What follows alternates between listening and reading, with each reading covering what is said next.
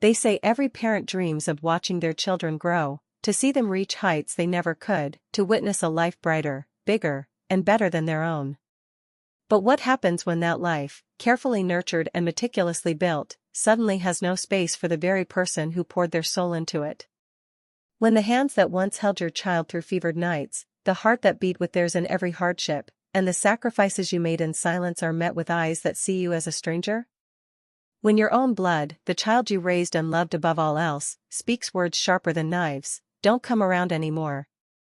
I stood frozen on that familiar porch, the bag of groceries I had carried with pride now heavy in my hands, not just with food, but with the weight of decades of unacknowledged labor.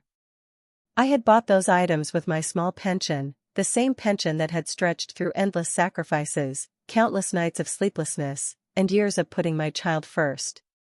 The morning sunlight danced across the polished wood beneath my feet, but it offered no warmth, no comfort, only a cruel spotlight on the reality of the rejection I faced. He didn't meet my eyes. His gaze slid past me like a stranger passing on a sidewalk, distant, cold, and unrecognizable.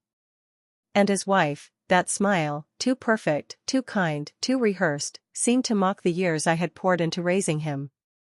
The smile of someone who had never known the weight of sacrifice, yet now wielded it as a weapon. A quiet shiver ran down my spine, and something inside me broke, but not loudly, not with the clamor of anger, only with the subtle, aching fracture of grief turning to realization. Every memory came rushing back, unbidden and sharp, the late nights I worked 2 jobs just to make ends meet, the meals skipped so he could eat, the tears I swallowed in darkness so he could dream, the countless bills I had paid quietly, ensuring a roof remained over his head. I had built his world from nothing. Every corner of his home, every brick, every light, every comfort, I had carried it into existence with my own hands. And now, to be cast aside as if none of it mattered, it was almost unbearable. But grief is a strange teacher. It sharpens resolve, it turns sorrow into steel. That quiet ache in my chest began to harden into something colder, something that demanded recognition. I realized that my silence had allowed this moment to exist, and silence would no longer serve. Every step I had taken for him, every dollar, every tear, every sacrifice, had earned me more than just gratitude, it had earned me visibility, acknowledgement, respect. And if he thought he could erase me from this life, from this family, with a single cruel sentence, he had underestimated the weight of the foundation I had built beneath his feet. I looked around the porch, the world suddenly too bright and too vivid. The air smelled faintly of freshly cut grass and the faint scent of rain from last night, but even nature seemed to conspire with the tension hanging in the space between us. The bag in my hands, small yet significant, felt like the weight of decades pressing down on me, a tangible symbol of everything I had done for him, everything he had taken for granted. I could feel the fire inside me rising, quiet at first, then strong, a determination that demanded acknowledgement. He needed to remember. He needed to see that this house, this life, this comfort he now enjoyed, had been built by the hands of someone who loved him beyond measure. I raised my shoulders, squared my stance, and felt a moment of clarity wash over me. Grief had been transformed into resolve, heartbreak into strategy. Every coin saved, every sacrifice, every sleepless night had led to this moment. And now it was time for him to understand the truth, not just with words, but with undeniable reality. I would not beg, I would not plead. I would show him, silently but unmistakably, who had carried this life for him when he could not. Before I continue, make sure you're subscribed to the Old Folks channel and let us know in the comments where you're watching from. These stories travel far, but the lessons they carry travel farther, and this one, above all, is a story of love, patience, sacrifice, and the quiet power that can no longer be ignored. The morning unfolded like a fragile promise, with soft, pale sunlight filtering through the clouds and spilling across the streets, turning ordinary pavement into a patchwork of gold and shadow. I carried a bag of groceries, carefully packed, loaves of bread, fresh vegetables, his favorite tea, small tokens of love and attention that had been my ritual for decades, gestures meant to convey my constant care and presence in his life. Each step toward his house felt both ordinary and monumental, a tension knotting in my chest I couldn't yet name.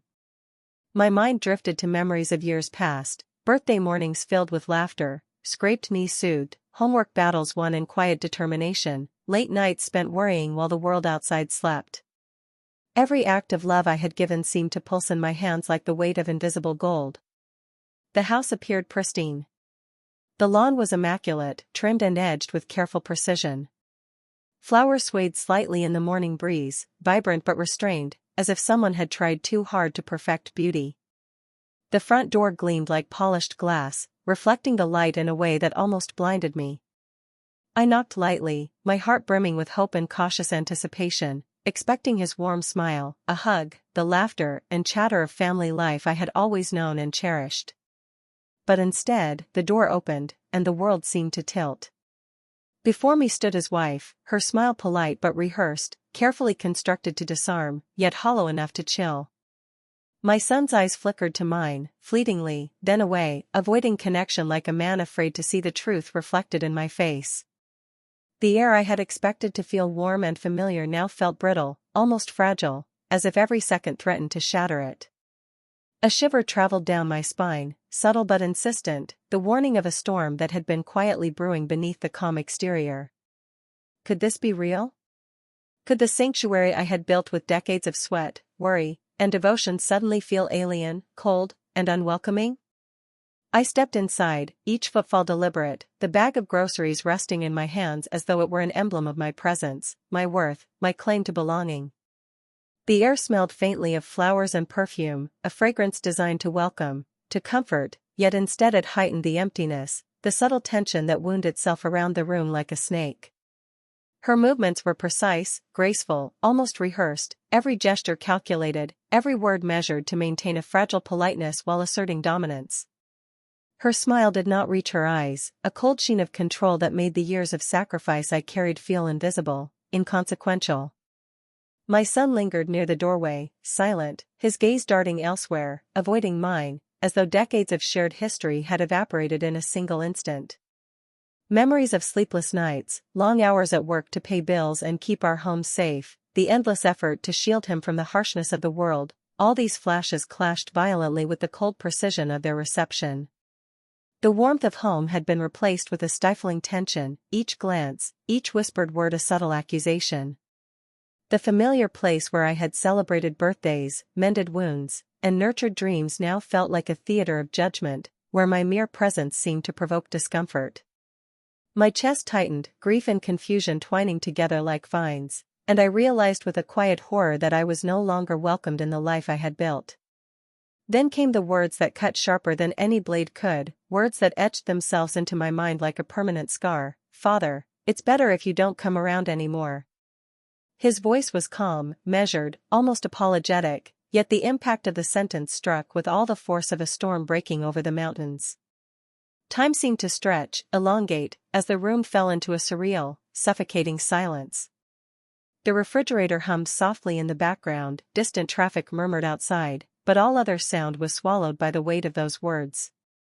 I searched his face desperately, hoping, praying for a flicker of doubt, a hesitation, anything that might suggest this was not real, that this was temporary. But his eyes were resolute, immovable, carrying a finality I had never seen before. The smile on his wife's face, so calm, so deliberate, seemed designed to mock every sleepless night, every coin saved, every small sacrifice I had made to provide him with this life. My chest ached, a strange fire igniting deep within me, a coiled energy born of grief, shock, and unacknowledged love. The cold realization settled over me like a shroud. This was not a fleeting moment. This was a declaration, a boundary drawn in the sand without warning or explanation. Yet beneath the pain, clarity emerged, quiet but unshakable. I had built this life, kept it standing, paid its dues, and nurtured its foundation, and now, he had tried to erase all of it with a single sentence. Something within me shifted, a subtle, simmering resolve that promised reckoning, accountability, and the slow, deliberate reclaiming of what was mine. This was not the end of our story. It was only the beginning, and the first act of a confrontation long overdue. The sky had thickened into a heavy gray blanket, and a steady drizzle began to fall, cold and relentless, drenching the streets like tiny, accusatory needles. Each droplet splashed against my coat and hands, chilling me to the bone, but somehow it felt fitting, a mirror of the icy weight pressing against my chest. I trudged down the familiar neighborhood paths, the bag of groceries I had brought long forgotten at the threshold of their home, abandoned like my pride. The polished lawns glistened under the rain, the flowers I had once admired in spring now blurred into indistinct shapes, muted under the heavy clouds. Every step echoed in the near-empty streets, each sound amplified by the dampness and silence, like the universe itself was holding its breath in judgment. With each step, memories clawed their way to the surface, images of a boy who had once run toward me with boundless trust, laughter spilling over scraped knees, bedtime stories whispered in the half-light of our modest apartment. I remembered the nights I skipped sleep to ensure he was warm and fed, the endless bills I paid silently so that his dreams could flourish, the cold loneliness of being both father and mother when she passed. Each memory collided violently with the sting of that day, like waves smashing against jagged rocks, leaving me gasping for breath. Was this what it meant to have your love and sacrifices rejected? To be dismissed so casually, as though decades of care were nothing more than dust in the wind? The rain soaked deeper, saturating my clothes, dripping down my face, mixing with the tears I refused to shed. I couldn't stop seeing him, my son, standing so tall and self-assured inside his home, while I was left outside, shivering and humiliated. I remembered every hardship we had endured together, the days my late wife and I had stretched every penny, the nights I had worked double shifts just to pay tuition, the early mornings when I would rise to pack lunches, dress him, and pray silently that the world would treat him kindly. I recalled his first bicycle ride, the skinned knees, the laughter that followed, and the first day of school when he clutched my hand tighter than I ever imagined. I had built a life for him, brick by brick, sweat and love my only mortar. And yet here I was, cast aside, a ghost in the house I had helped create. The rain mirrored my inner turmoil, turning the streets into a blur of reflections, puddles rippling with every step. The betrayal felt like a living thing, coiling in my chest, cold and deliberate, yet beneath it stirred a slow-burning fire.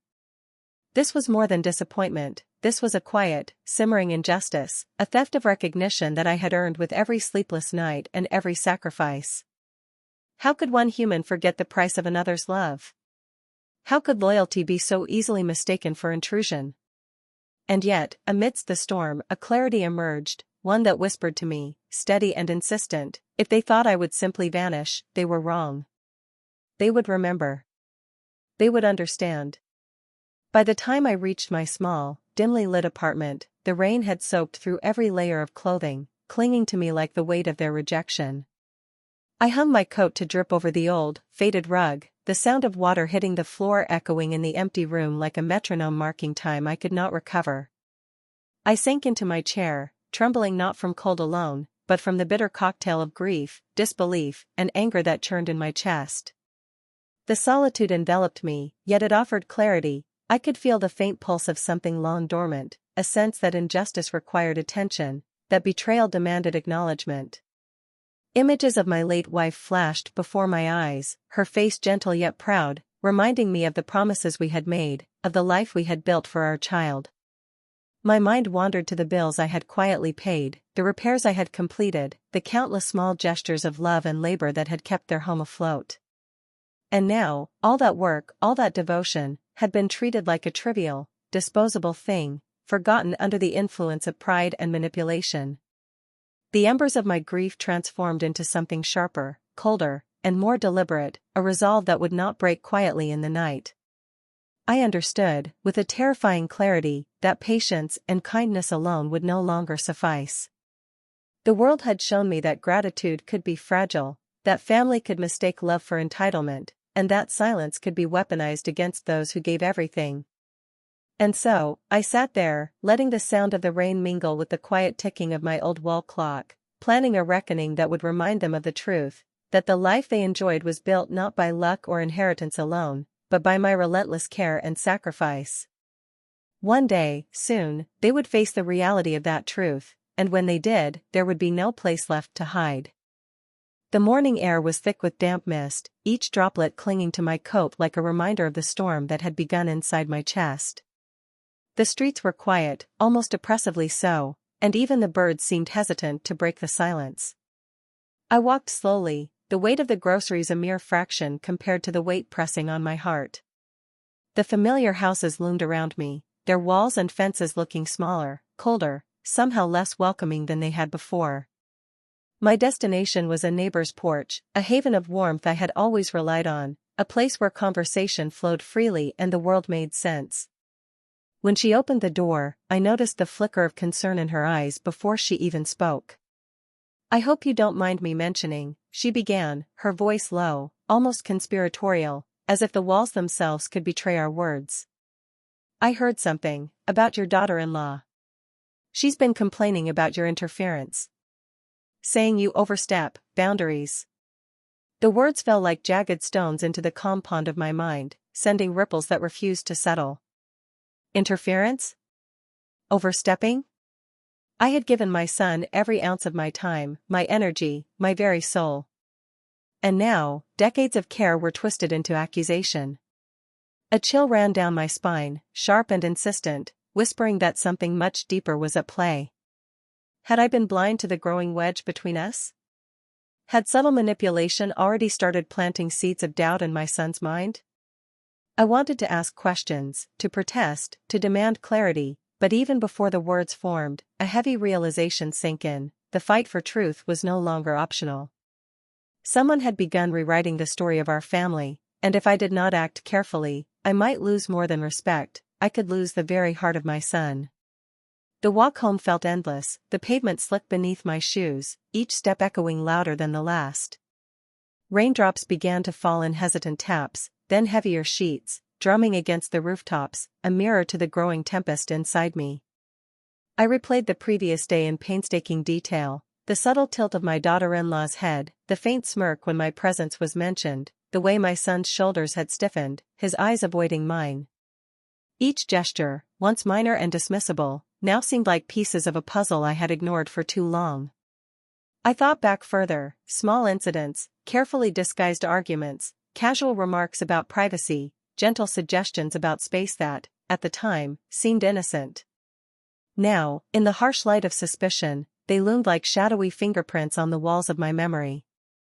A knot of anger and disbelief tightened in my chest. Someone had been reshaping my son's perceptions, slowly, silently, and he had absorbed it without question. But I had built this family. I had sacrificed, suffered, and persevered for decades, and no whispered lie would erase that. A surge of resolve coursed through me, burning cold and bright. If manipulation had begun quietly, it could be countered deliberately. I would gather proof, remind him of the foundation he had walked upon, and illuminate the truth in a way that could not be ignored. My son had forgotten the nights I stayed awake to make ends meet, the sacrifices I made so that he could pursue his dreams. He would remember. And when he did, there would be no room for excuses, no safe hiding behind polite smiles. The reckoning, I realized, was coming, slow, calculated, inevitable. That night, in the dim glow of a single lamp, the apartment seemed smaller, cozier, yet every shadow pressed in like the weight of the past. I pulled open a drawer and began sorting through the accumulated years: mortgage papers, insurance documents, bank statements, utility receipts, every proof of a life spent creating comfort, stability, and love for the son who now called me unwelcome. Each paper was more than ink and numbers. It was a story, a testament to quiet endurance, sleepless nights, and sacrifices unnoticed. My fingers traced the edges of the documents, reverent and deliberate, as if touching them could awaken their silent power. The memory surged uncontrollably: evenings spent balancing bills by candlelight, early mornings delivering groceries and paying rent, the ache in my bones from double shifts, the whispered prayers for my son's future. Each memory fused with the papers in front of me, giving them weight beyond their physical form. I began to see a path forming, not one of anger, but of undeniable truth. If he had forgotten, if he had been deceived, I would remind him. Slowly, silently, methodically. Every bill, every document, every proof of labor would speak louder than words could. And when the time came, he would have no choice but to see the reality he had been blind to: the foundation of his life had been laid by my hands. A cold clarity settled in my chest, steady and unyielding. They thought they could erase me with polite smiles, whispered complaints, and calculated distance. But I had built their world, and I still held the proof in my hands. The storm would not be sudden, it would be precise, patient, and unavoidable. And in that silence, I smiled slightly, letting the flickering lamplight dance across the papers like fire, knowing that the reckoning, quiet, deliberate, and devastatingly clear, was only a matter of time. The apartment was cloaked in quiet, almost reverent stillness, interrupted only by the occasional groan of the settling walls and the soft buzz of the refrigerator in the kitchen. Outside, the world was cloaked in the muted gray of a late afternoon that threatened rain, clouds stretching low across the horizon, casting long shadows into the corners of the room. I sat at my worn wooden desk, the surface scarred from years of careful work and late-night paperwork, my fingers hovering over the neat but chaotic stacks of letters, envelopes, and folders. The scent of old paper and ink filled the air, mingling with the faint aroma of polished wood and distant rain. Each document was a relic of labor, decades of quiet effort and sacrifices unnoticed, forgotten, or dismissed. I rifled through the papers slowly, almost reverently, tracing my fingers across them as though feeling the weight of time itself. And then, beneath the mundane layers of utility bills and expired notices, I found it, the original house papers, stamped and signed, official and undeniable. My name stared back at me from the page, black ink declaring ownership over everything my son and his wife had claimed as their own. A sudden heat surged through me, a cocktail of triumph, disbelief, and barely contained anger. All the nights I had stayed awake, all the mornings I had dragged myself from exhaustion to pay bills, all the years I had quietly sustained them without complaint, it had never left me powerless. Now, the truth lay in my hands, pure and undeniable. I leaned back in the chair, feeling a shiver ripple through me as realization struck in waves. They had treated me as a visitor in my own creation, believing their polite words, cold smiles, and assumed independence could erase decades of labor. But the truth, I now held, could not be dismissed. My heart beat faster, a drum of anticipation and simmering resolve. Every forgotten payment, every overlooked sacrifice, every sleepless night and delayed dream coalesced in that single moment into a quiet power I had never allowed myself to feel before. Could this be the moment where years of quiet patience finally bore fruit? The shock of discovery was layered with a strange exhilaration. My son, the boy I had raised with tireless devotion, had no inkling that the home he walked through every day, the car he drove, and even the insurance protecting them, all had been financed by my hands. He had assumed ownership, authority, and comfort as his entitlement, blind to the foundation painstakingly laid beneath his feet. His wife, with her subtle manipulations, polite coldness, and whispered suggestions, had relied on this ignorance to distance me, to assert control over the family dynamic, and to make my presence seem inconvenient, even intrusive. I sank further into the chair, staring at the papers like a man uncovering a hidden treasure long forgotten. Each signature, each seal, each embossed stamp was a reminder of my enduring role, the quiet labor that had been invisibly sustaining their lives for decades. My fingers traced the inked letters of my name over and over, almost worshipfully, as if touching them could channel the decades of energy and love that had gone into securing these comforts. And then it hit me, this was no longer a private grief, no longer just a personal humiliation. This was a revelation, a weapon, a moment of undeniable truth that could neither be denied nor ignored. A slow, calculated thought formed, they thought they could exclude me, diminish me, and write me out of my own legacy. They were wrong. My patience, my quiet forbearance, and my endurance had been misunderstood as weakness, but it had only been preparation. Now, armed with the irrefutable truth, I could finally ensure they understood, without raising my voice, the depth of my sacrifice and the extent of my contributions. This was the turning point, the moment when silence began to transform into deliberate action, and when the scales of pride, respect, and recognition would begin to balance. The rain began to patter against the windows, soft at first, then heavier, each drop marking the passage of time as the night deepened. Shadows stretched long across the walls of the apartment, flickering with the intermittent lightning from the storm outside. I carefully stacked the documents, aligning bills, mortgage statements, car registrations, and insurance papers, all pieces of the life I had built that was now taken for granted. Each paper felt heavier than its weight in ink, each envelope a vessel carrying decades of unacknowledged devotion. I sat back and exhaled, letting the tension drain slightly from my shoulders while a cold determination settled over me. My hands were steady now, not trembling with fear, but with the calm precision of someone who had rehearsed this moment in thought for months. Tonight, silence would serve a purpose. Tonight, every overlooked contribution, every ignored effort, and every insult would be answered not with anger, but with undeniable truth. I would not shout. I would not act rashly. I would make them see, with every shred of evidence in my hands, who had truly kept their lives afloat all these years. The storm outside mirrored the storm inside me, quiet, patient, but relentless, gathering strength for the moment of revelation. Lightning illuminated the room intermittently, revealing the papers like sacred relics, hinting at the reckoning to come.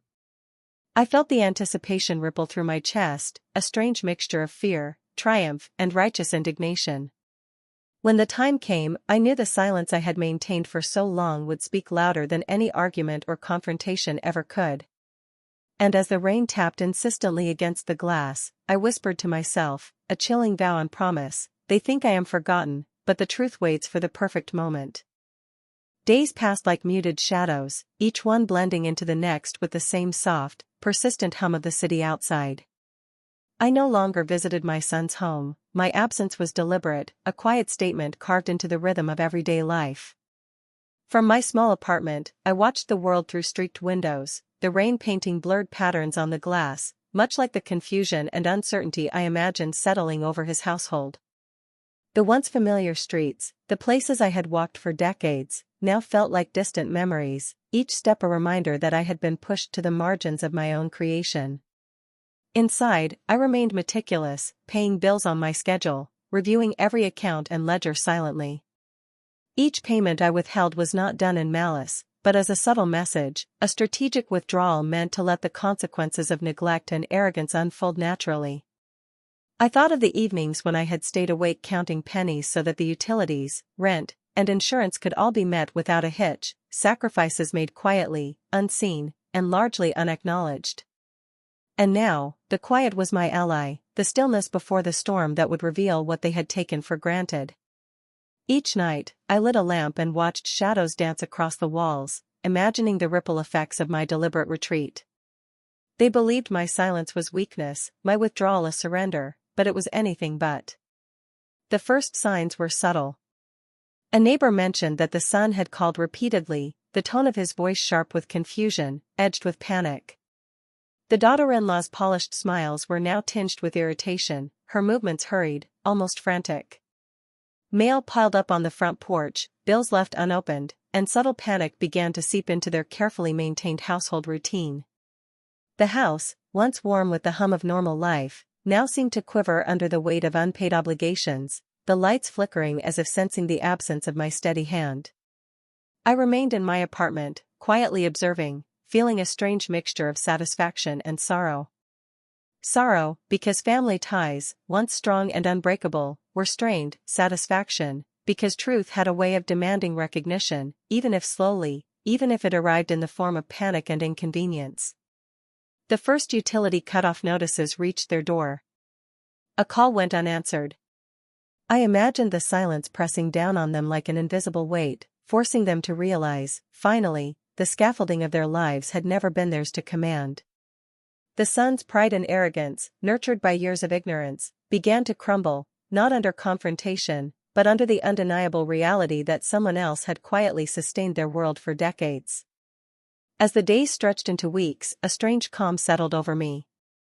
The world outside my window was indifferent, birds called, cars hummed, and the city carried on, yet inside, I felt the precise, deliberate pulse of impending resolution.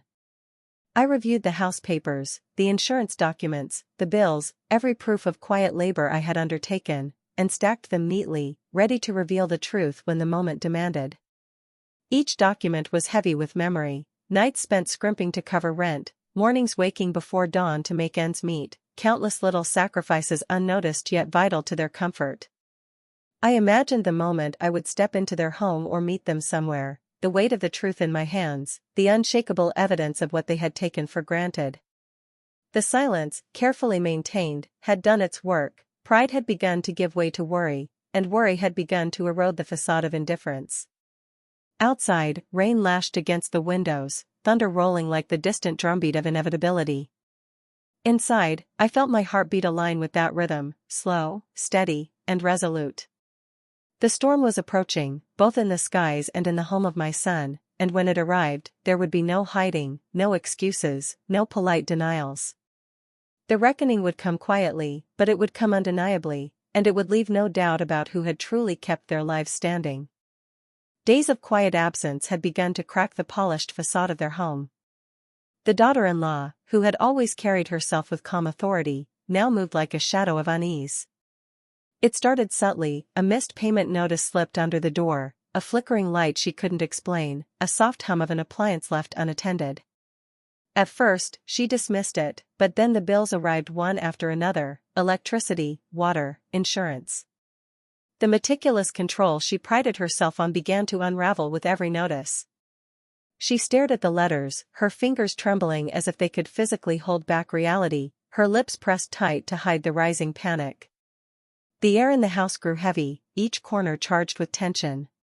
She moved from room to room, attempting to restore order, folding towels repeatedly, adjusting cushions, checking cupboards, but every effort felt futile. Even the small, ordinary sounds of the house, the drip of a faucet, the hum of the refrigerator, the creak of the floorboards, seemed amplified, echoing like whispers of warning. For the first time, she felt vulnerable, exposed. The illusion of stability had shattered quietly but completely. The house she had taken for granted, supported by invisible hands, was no longer her sanctuary. It wasn't long before the sun sensed the cracks. The first phone calls brought sharp disbelief. Utility companies, normally silent until deadlines, began calling relentlessly. Insurance notices demanded immediate action. Panic gripped him like a physical force, constricting his chest and clouding his thoughts. He instinctively reached for my number, expecting guidance, reassurance, the calm voice he had always relied on. But there was nothing. My silence was deliberate, a quiet but firm lesson, and it hit him harder than any argument could have. He began pacing, the polished wooden floors echoing under his rapid steps. His wife hovered nearby, muttering anxious suggestions, but neither could stop the storm brewing in his mind. Pride warred with desperation. How could he admit that he had misjudged the one person who had built the very foundation of his life? Every bill became a hammer striking at his ego, every flickering light a reminder of the unseen hand that had kept them afloat for years. Slowly, panic began to seep into the edges of his composed exterior. The son, once confident and self-assured, was being forced to confront a reality he had refused to acknowledge. His independence was a fragile illusion. Meanwhile, I sat quietly in my small apartment, the world outside muffled by the steady rhythm of rain on the windowpane. I watched, patiently, as the consequences of their arrogance and neglect unfolded with the precision of a clock. Each unpaid bill, each disconnected light, each flicker of frustration across their faces was a quiet symphony of justice in motion. The daughter-in-law's carefully curated calm was cracking, her composure fraying at the edges, and I could feel the tension from miles away, radiating like heat. Inside their home, every sound became a harbinger of reckoning: the rumble of a refrigerator, the ping of a delayed notice, the clatter of utensils on an empty table. Each moment pressed heavier on their shoulders, a slow crescendo of anxiety that no charm, excuse, or manipulation could halt.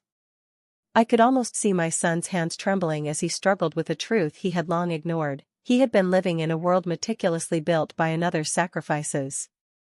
The quiet tension stretched into hours, shadows lengthening as if even the light itself was pausing to watch the storm.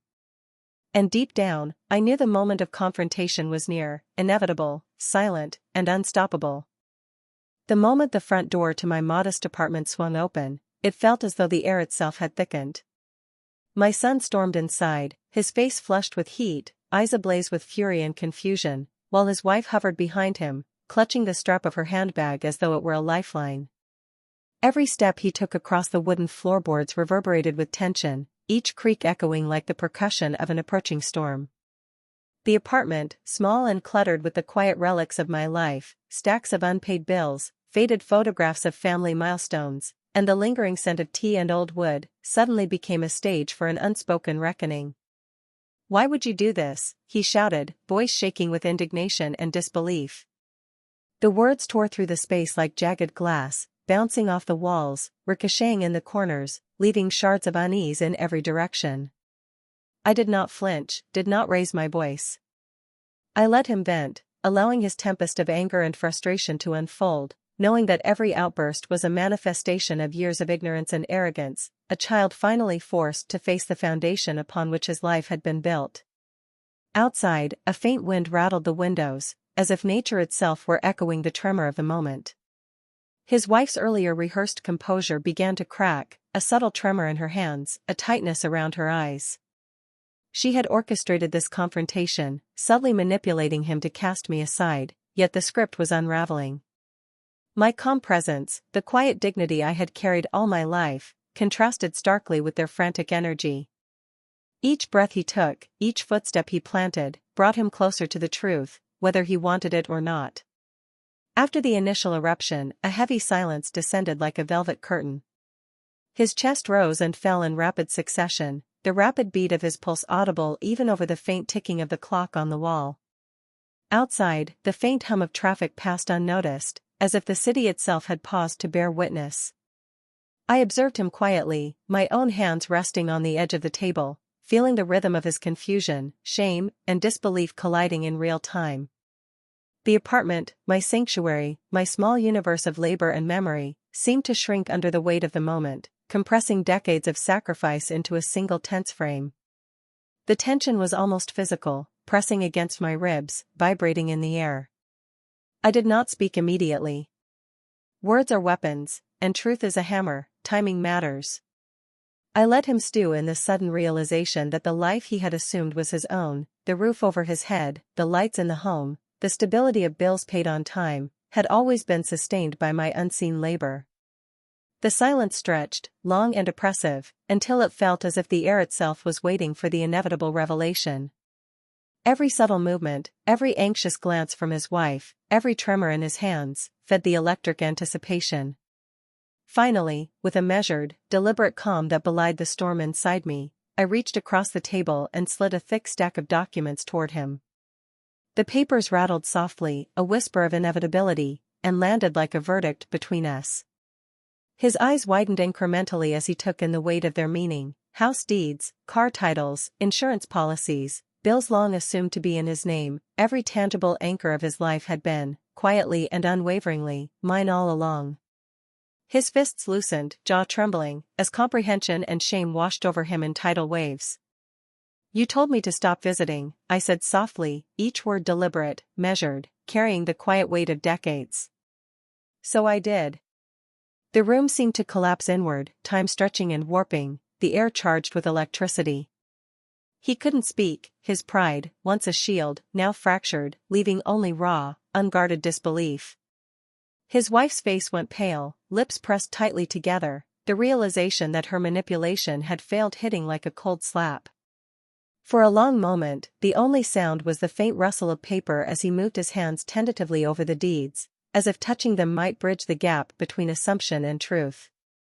I watched him, the calm eye in the storm of his emotions, knowing that the long-overlooked sacrifices of a lifetime were finally visible, undeniable, and unarguable. The silence was more deafening than any shouting, a quiet roar that left no space for evasion. The moment hung in the air, thick and suffocating, as my son stared down at the papers I had slid across the table. Slowly, like a tide creeping over rocks, comprehension began to seep into his eyes. The house, the car, the insurance, even the utilities, all under my name, all silently maintained by decades of sacrifice and careful planning.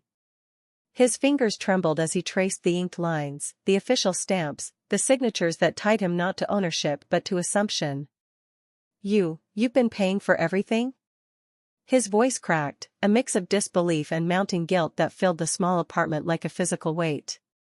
He had lived his life thinking he was independent, that he had built his world on his own merits, but the truth slammed into him like a thunderclap. The room seemed to contract, walls pressing closer as memories collided with reality. Every overdue notice I had quietly taken care of, every bill I had stretched my own meager resources to pay, all invisible threads now unraveling before his eyes. His wife gasped, clutching her handbag tightly, her eyes darting between him and me, silently calculating, realizing that her subtle manipulations had crumbled into dust. The facade she had helped craft, the idea that my presence was interference, unwelcome, unnecessary, collapsed in an instant. The man who had once been my boy, my son, sat frozen, caught between pride, shame, and the undeniable truth he could no longer deny. I leaned back slightly, letting him absorb the weight of it all. My hands rested lightly on the table, steady, calm, but every line of my posture, every quiet breath, carried the weight of decades. "You told me to stop visiting," I said softly, my voice measured, deliberate, echoing through the tense silence of the apartment. "So I did. But life doesn't stop for words unworthy of their impact." His chest rose and fell rapidly, his face pale, lips quivering. A storm of emotions raged behind his eyes, guilt, anger, shame, disbelief, and an aching recognition of his own arrogance. He had treated me like an outsider, erased the foundation of his life from memory, and yet here it all was, undeniable, immovable, proof that the very home he lived in, the security he took for granted, was the fruit of my relentless toil and love. Every memory, every sacrifice, every sleepless night flashed across my mind, the late hours working extra shifts after his mother passed, the careful rationing of money to pay tuition and rent, the evenings spent repairing appliances, ensuring he never knew hunger or discomfort. And now, it was laid bare before him, in black and white, impossible to ignore or twist. The silence that followed was heavier than any confrontation, more powerful than anger or tears. It filled every corner of the apartment, wrapping around us like a living entity. I could hear his breathing, uneven, fast, filled with disbelief, while his wife's earlier confidence had dissolved into pale shock, her eyes wide, searching for words that could not undo what had been revealed. Finally, he spoke, a whisper more than a shout, I didn't know." But even as he said it, he understood the lie within his own life, the years of ignorance, the casual arrogance with which he had dismissed me. My heart, though hardened by years of pain, softened slightly at the flicker of recognition. At last, he saw, not just the papers, not just the house, but the life I had built for him with every ounce of my energy and love. I leaned forward, gently but firmly, meeting his gaze. "It's not just about bills or walls," I said.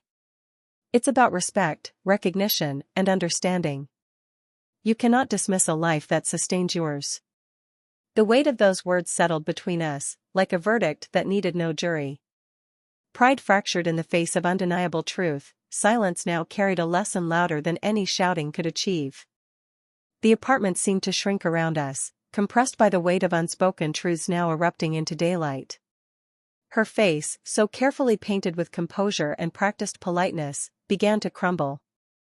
Her eyes darted frantically, searching for escape routes in a room that offered none. The denial bubbled up, sharp, defensive, trembling at the edges, yet utterly powerless against the dam of evidence that had been silently gathering over the years. Her voice rose, a brittle symphony of protest and incredulity, but the words faltered against the quiet authority of fact. Behind her, her family mirrored the panic, rushing from one frantic gesture to another, their whispered urgencies becoming loud enough to fill the room. They groped for arguments, pointing fingers, attempting explanations that rang hollow in the presence of undeniable proof. The bills, the house, the insurance, everything carefully and patiently managed by my hands, now shone like a beacon in the shadow of their ignorance. Every frantic explanation only highlighted their arrogance, their failure to recognize the quiet labor that had upheld their lives. I remained seated, an island of calm in a storm of chaos. My hands rested lightly on the table, but each movement carried the weight of decades, late nights, unpaid bills, hours of careful calculation, quiet sacrifice, and a relentless commitment to a family that now seemed to have forgotten my existence. My silence was a statement as powerful as any shouted accusation. The room felt charged, vibrating with the tension between unacknowledged devotion and belated recognition. Every second stretched, heavy and oppressive, as the family confronted what they had ignored for far too long. The sound outside the apartment seemed distant at first, faint murmurs of neighbors, curious onlookers, whispers that grew into an audible wave. People had heard rumors, fragments of conversations, and now the weight of revelation radiated outward like a shockwave. Voices swelled, overlapping, weaving into a chaotic hum of fascination, disbelief, and judgment. The atmosphere thickened with anticipation, the invisible tension almost tangible. It was as if the very walls of the apartment were pressing in, the space charged with the energy of long-buried secrets now brought into full view. My son's shoulders, normally so proud and unyielding, began to slump under the crushing pressure of reality. Pride, his lifelong shield, started to fracture, tiny cracks forming as he absorbed the enormity of what had been revealed. Around him, the household seemed to shiver under the weight of truth, whispers rose like a storm, voices overlapping in panic and shock. Friends and family, long removed from the quiet labor of daily life, now realized the scale of devotion that had supported them. The silent foundation that had been taken for granted for decades suddenly became impossible to ignore. I observed him carefully, noting every micro-expression, every flicker of guilt and disbelief crossing his features. His hands trembled slightly, the flush of shame creeping into his face, as he pieced together the depth of the sacrifices I had made for him. The murmurs, once just background noise, had become a chorus of accountability, each note reinforcing the undeniable truth: respect cannot be ignored, and gratitude cannot be stolen. He could no longer hide behind convenience, pride, or indifference. The weight of years of care now pressed firmly upon his conscience. I leaned forward, my eyes locking onto his, my voice calm but infused with unwavering authority. Each word was deliberate, measured, and heavy with the gravity of truth. I have paid the bills, managed the household, and supported this family for years, I began, letting the words hang in the room like golden threads of inevitability. Every coin, every effort, every sleepless night, it was done quietly, without recognition. And when you told me not to come around, I honored your wish. But life does not pause for pride, and the responsibilities I carried did not vanish because you wished them away. The room fell into a thick, almost suffocating silence. The weight of decades pressed on all present, the sounds of breathing, shifting furniture, and even the ticking of the clock seemed magnified, amplifying the gravity of the revelation. His wife sank into a chair, the pretense of composure shattered, her face pale as the reality of the situation enveloped her. His parents-in-law clasped their hands to their mouths, eyes wide in shock, as if they had been blindsided by a hurricane they had never imagined. My son's chest heaved as comprehension flooded him, tears welling in eyes that were finally seeing the truth for the first time. Every micro-expression, shock, recognition, shame, guilt, played across his face, as he absorbed the full scope of what he had taken for granted. I continued quietly, with no anger in my tone, only the firm weight of fact: you told me to stop visiting, so I did. But do not confuse absence with weakness. What you call freedom is only possible because of the foundation I built, a foundation you ignored, dismissed, and disrespected. Today, you understand the cost of indifference. The silence that followed was heavier than any argument, louder than any shouting match could have been. It was the silence of reckoning, of reflection, of pride finally meeting accountability. No one spoke, no one moved, the truth had settled in, undeniable and immutable. My son's shoulders sank further, his eyes glassy, a quiet acknowledgement forming that respect, gratitude, and love cannot be demanded, they must be recognized, honored, and preserved. The years passed with a gentle inevitability, each one leaving behind traces of memory, lessons learned, and subtle shifts in perspective. I sat in my small, sun-dappled study, the kind of room where silence settles like a warm blanket, and the faint scent of old wood and ink carried faint reminders of a life carefully lived. The walls were lined with photographs, each a frozen heartbeat, my late wife smiling from a golden past, my son as a boy reaching for his first bicycle, and later, images of him standing tall, proud, yet still vulnerable to the mistakes and pride of youth. My hands rested lightly on a worn wooden table, tracing the edges of letters, documents, and bills, artifacts of battles long fought, sacrifices made, and lessons imparted in quiet ways. I could almost feel the echoes of my younger self, walking into that house years ago with groceries in hand, full of hope and affection, only to be met with coldness and disapproval. The memory still carried a sting, but now it had softened, transformed into a contemplative understanding. Time had allowed me to see the full picture. Love is not always rewarded immediately, and respect must sometimes be earned, remembered, and reminded of. The sunlight streamed in through the windows, painting golden rectangles across the floor. Each beam seemed to illuminate not just the room but the path I had walked, fraught with challenges, yet resolute and unbroken. I thought of my son, how he had finally begun to comprehend the weight of every sleepless night, every coin saved, every quiet, unspoken act of devotion. My heart, once heavy with grief and indignation, now carried the steady rhythm of quiet satisfaction. For in the slow unfolding of years, the truth had finally settled where it needed to be. Now, I watched my son interact with his own children, and there it was, the subtle reflection of lessons learned, gently passed from one generation to the next. His voice carried patience, his hands guided carefully, and his eyes held a softness that had been absent in the turmoil of his younger years.